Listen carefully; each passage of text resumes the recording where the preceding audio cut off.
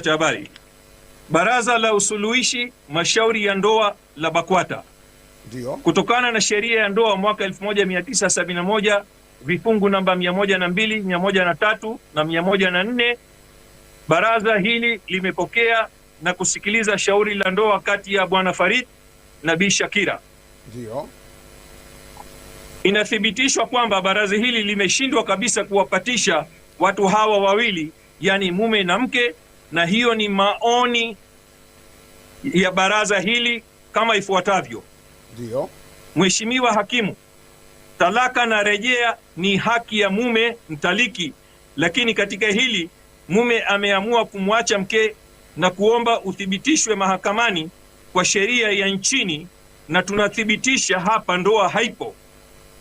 Naomba mahakama yako tukufu itoe hati ya talaka, kwenye bracket